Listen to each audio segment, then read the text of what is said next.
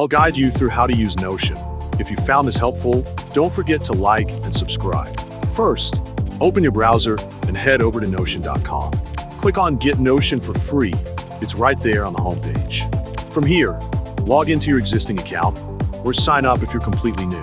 Next, Notion will ask how you plan to use it for work, school, or just personal use.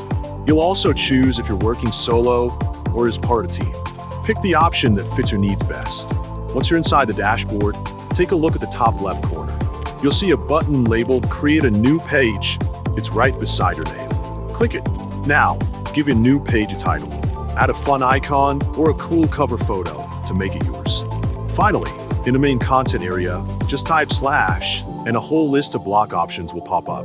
From text and headings to checklists and bullet points. You're free to build the page however you like. That's it. You're all set to start organizing your ideas in Notion.